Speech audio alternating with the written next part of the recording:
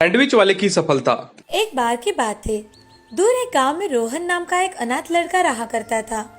रोहन का कोई घर ना होने के कारण वो दिन भर मजदूरी का काम करता और रात के समय पेड़ के नीचे सो जाता था। उसे देखकर गांव के लोग तरह तरह की बातें करते थे। कुछ लोगों को उसकी दया भी आती थी। पता नहीं इस बेचारे का क्या होगा। बेचारा पढ़ा लिखा भी नहीं है और क्या पता इसकी जिंदगी में कभी शादी होगी भी या नहीं। लोगों के ताने सुन अब रोहन ने ठान लिया था कि वो कुछ न कुछ अच्छा करके सबकी बोलती बंद कर देगा। अब धीरे धीरे उसने अपने पास कुछ पैसे जमा कर लिए और एक छोटा सा घर किराए पर ले लिया। अब रोहन वहाँ समोसे बनाकर ट्रेन के यात्रियों को बेचा करता था। एक दिन वो ट्रेन में समोसे बेच रहा था। समोसे ले लो, समोसे, गर्मा गर्म समोसे। रोहन एक यात्री के पास जाकर, सर समोसे ले लो, गर्मा गर्म है सर। तभी वो यात्री रोहन से, बेटे मेरे पास मेरा सैंडविच है। ऐसा कहकर उस आदमी ने टिफिन में से सैंडविच निकाला। उसे देखकर रोहन ने उस आदमी से पूछा, ये क्या है सर? तभी वो यात्री रोहन से, ये सैंडविच है बेटा, क्या तुम खाना चाहोगे? नहीं नहीं सर, ये आपका है। उस आदमी ने रोहन के हाथ में सैंडविच दिया। रोहन ने संकोच के साथ सैंडविच खाया। सैंडविच बहुत ही टेस्टी था। वो सैंडविच की टेस्ट देखकर रोहन उस आदमी से, सर ये तो बहुत ही स्वादिष्ट है, क्या आप मुझे बता सकते हो ये कैसे बनाते हैं? उस आदमी ने रोहन की रिक्वेस्ट को मानकर उसे 2-3 सैंडविच के प्रकार बताए और उसे कैसे बनाते हैं उसकी सारी जानकारी भी बताई। वो आदमी रोहन को 1 घंटे तक विविध प्रकार के सैंडविच के नाम बताता रहा। रोहन भी बड़ा मन लगाकर उसकी सारी बातें सुन रहा था। सब समझकर रोहन ने उसका धन्यवाद किया और वहाँ से चला गया। रोहन अपने गांव में फिर से लौट आया और उसने लोगों से कुछ पैसे उधार में मांगे तो लोगों ने उसे पैसे देने से इनकार कर दिया। फिर रोहन ने अपने पास के कुछ पैसों से बीच बाजार में सैंडविच का एक ठेला लगाया। शुरुआत में गांव के लोग रोहन से, अरे भाई ये क्या है, हम सब तो ऐसा कुछ नहीं खाते। 2 दिन बाद 2 बच्चे उसके ठेले पर आए और रोहन से, भैया भैया हमें सैंडविच चाहिए। रोहन ने बच्चों को ताजी सब्जियों से अच्छा सैंडविच बना कर दिया और बच्चों ने जब वो सैंडविच खाया तो उन्हें सैंडविच बहुत पसंद आया। तभी बच्चे रोहन से, भैया ये सैंडविच तो बहुत ही अच्छा है। तुम्हें पसंद आया? हाँ भैया, हमें सैंडविच बहुत पसंद आया। बच्चों ने घर जाकर अपने माँ पिताजी को बताया। उस दिन से रोहन की दुकान पर सैंडविच खाने के लिए भीड़ जमा होने लगी। अब रोहन ने अलग अलग प्रकार के सैंडविच बनाना शुरू कर दिया और वो सैंडविच भी लोगों को बहुत पसंद आते थे। लोग बड़े चाव से सैंडविच खाया करते थे। जिन औरतों से सुबह टिफिन नहीं बन पाता था, अब वो बच्चों को टिफिन में सैंडविच खरीद कर देने लगी थी। सैंडविच सब्जियों से बने होने के कारण सेहतमंद थे। बच्चों से लेकर बूढ़े लोगों तक रोहन का सैंडविच सबको बहुत पसंद था। कुछ ही दिनों में रोहन की अच्छी कमाई होने लगी। तभी रोहन ने गांव के जरूरतमंद युवकों को ट्रेनिंग देकर उन्हें सैंडविच बनाना सिखाया और उन्हें तनख्वाह देकर आसपास के गांव में ठेले लगवा दिए। इससे उसका सैंडविच बहुत फेमस हुआ। कुछ ही सालों में रोहन ने अपना अच्छा बड़ा घर बनवाया और शादी भी की। वो अब बहुत ही खुश था। उसे देखकर गांव वाले भी बहुत खुश हुआ करते थे। मगर रोहन को हमेशा एक चीज महसूस हुआ करती थी। एक दिन रोहन खुद से, मुझे जिस व्यक्ति ने रास्ता दिखाया उस व्यक्ति का मुझे नाम तक नहीं पता। मुझे तो वो कहाँ रहते हैं ये भी नहीं पता। ये बात उसे हमेशा मन ही मन खाए जा रही थी। एक दिन रोहन शहर गया हुआ था। घर लौटते समय उसे रास्ते पर कार का एक्सीडेंट हुआ दिखाई दिया। एक आदमी सड़क पर जख्मी अवस्था में पड़ा दिखाई दिया। उसके पास जाकर रोहन, आपको ज्यादा लगा तो नहीं है ना? उस आदमी का चेहरा देख रोहन ने उसे तुरंत ही पहचान लिया। वो वही आदमी था जिसे रोहन ढूंढ रहा था। उसे उठाकर रोहन तुरंत ही अस्पताल में लेकर गया। अस्पताल में जाकर उसका सारा इलाज रोहन ने किया और उसे होश आते ही रोहन उस आदमी से, सर अब आपको कैसा लग रहा है? धन्यवाद बेटे, आज तुमने मेरी जान बचाई। नहीं सर, धन्यवाद तो मुझे आपसे कहना था। आपने मेरी पूरी जिंदगी बदल दी सर। सर आपका नाम क्या है? बेटे मेरा नाम नरेंद्र है। और मैंने कैसे तुम्हारी जिंदगी बदल दी बेटा? रोहन ने नरेंद्र जी को सारी आप बीती सुनाई। नरेंद्र जी भी रोहन की कामयाबी पर बहुत खुश हुए। रोहन बड़ा खुश था कि उसने नरेंद्र जी की मदद की थी। अब नरेंद्र जी भी कभी कभी अपने पूरे परिवार के साथ रोहन के हाथ का सैंडविच खाने के लिए आ जाया करते थे। रोहन को हमेशा मन में जो कमी लगती थी वो अब पूरी हो गई थी। इस कहानी से हमें ये सीख मिलती है कि सहायता सिर्फ वस्तु या पैसों से ही नहीं होती। अगर अपना ज्ञान बांटकर किसी की सहायता की तो वो भी बड़े काम आ जाती है। श्री रामपुर नाम के गांव में मोना नाम की एक बहुत ही सुंदर लड़की थी। वो अपने माता पिता के साथ रहा करती थी। उसके पिताजी रमेश एक बड़े कंपनी में काम किया करते थे और माँ सुशीला घर की बागडोर संभाला करती थी। मोना को आइसक्रीम खाना बहुत ही पसंद था, इसीलिए उसके माता पिता हमेशा परेशान रहा करते थे। एक दिन मोना के लिए संजय नाम के लड़के का रिश्ता आता है। लड़का पढ़ा लिखा होने के साथ साथ गुणी और सुशील भी था। संजय अपनी माँ शारदा के साथ मोना को देखने आता है। तभी रमेश जी, आइए आइए, बैठिए। नमस्ते, आइए ना बहन जी। नमस्ते सुशीला जी। आपको यहाँ आने में कोई तकलीफ तो नहीं हुई ना? जी नहीं, हमें आने में कोई तकलीफ नहीं हुई। सुशीला बहन, लड़की को बुलाइए ना। मैं तो लड़की को देखने के लिए कब से बेताब हूँ। जी शारदा जी, अभी बुलाती हूँ।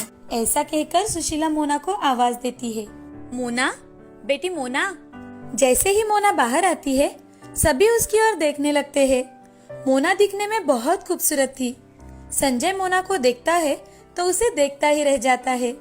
उसे मोना बहुत पसंद आती है। मोना सबके सामने आकर चाय नाश्ता देती है और उनके सामने बैठ जाती है। उसे देख शारदा, बेटी यहाँ आओ, हमारे पास बैठो। मोना शारदा के पास बैठ जाती है। शारदा मोना से कुछ बातें करती है। तभी घर वाले मोना और संजय को अकेले बात करने के लिए भेज देते हैं। संजय मोना से, जी आपको क्या काम करने में रुचि है? वैसे तो मैं सभी काम करती हूँ, मगर मेरा सबसे फेवरेट काम है ऑफिस का काम।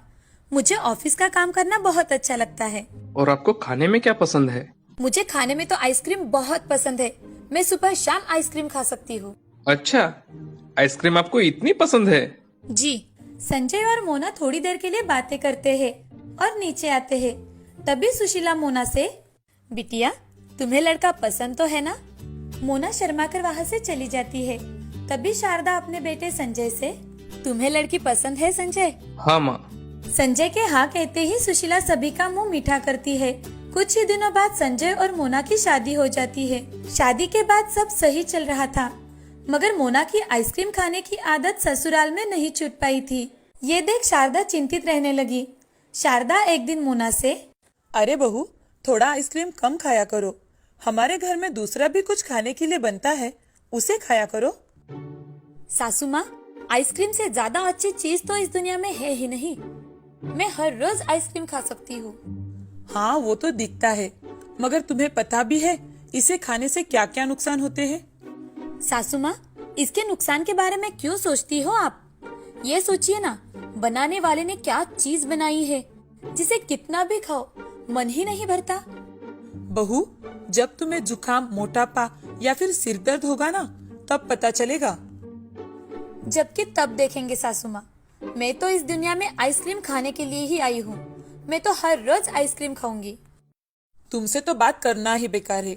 जाने दो, मैं मेरा काम करती हूँ। शारदा वहाँ से चली जाती है। शारदा बेचारी आए दिन अपने बहू को बहुत समझाती है, मगर मोना उसकी बातों पर ध्यान ही नहीं देती और अपनी सास की बातें टाल देती थी। उस पर किसी भी बात का कोई असर नहीं होता था। वक्त बीतते जाता है।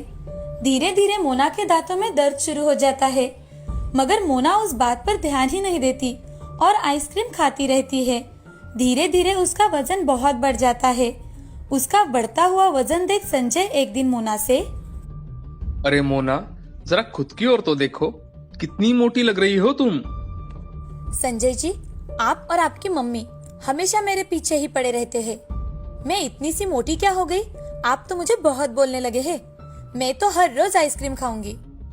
मोना, तुम्हें आइसक्रीम खाना थोड़ा कम कर दो, नहीं तो तुम्हें शुगर और हार्ट की बीमारी हो जाएगी।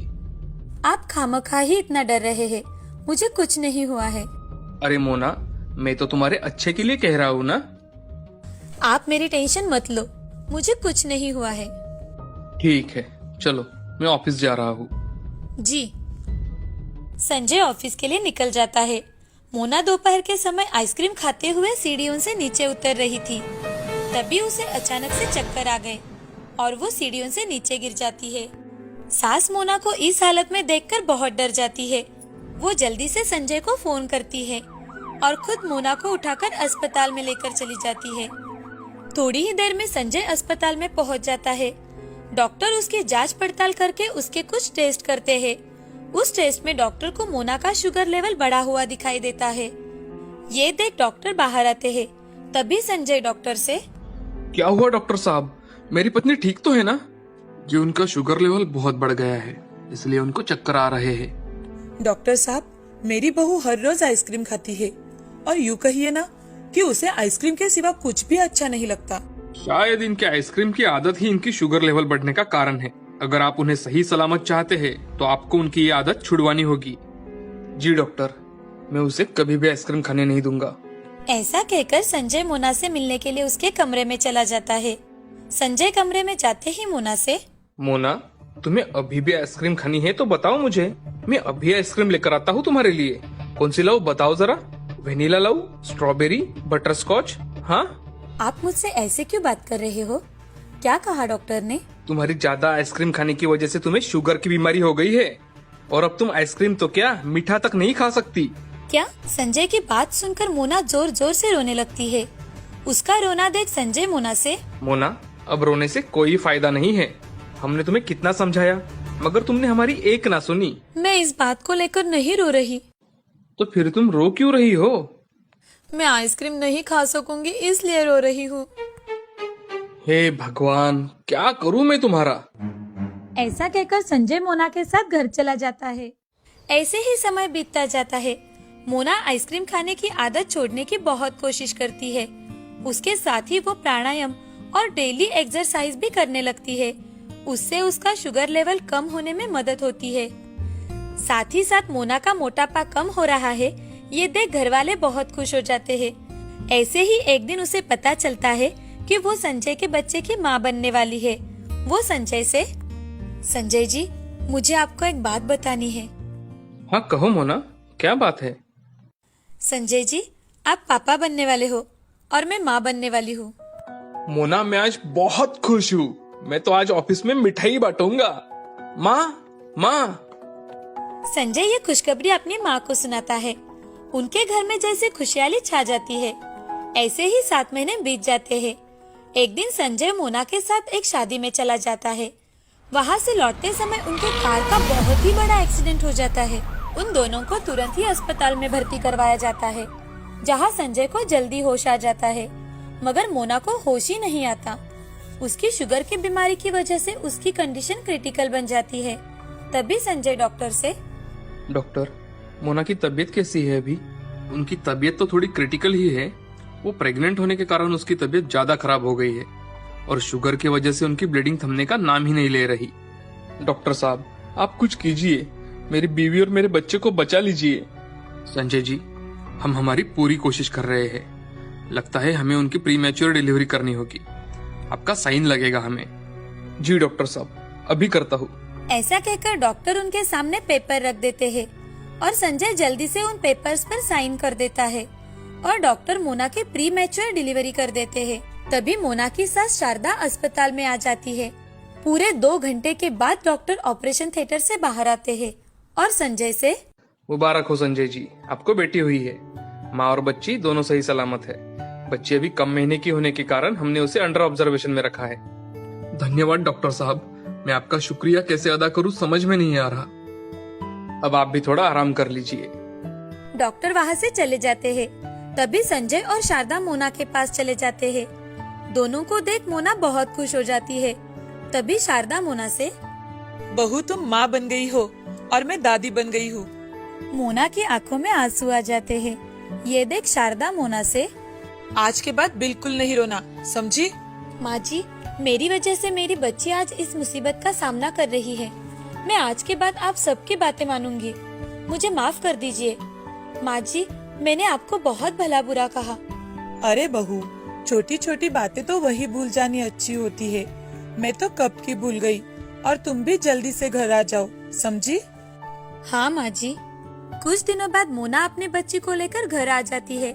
सब घर के सदस्य मिलकर नन्ही परी का स्वागत करते हैं। उस दिन से मोना अपने परी के साथ खुशी खुशी रहने लगती है।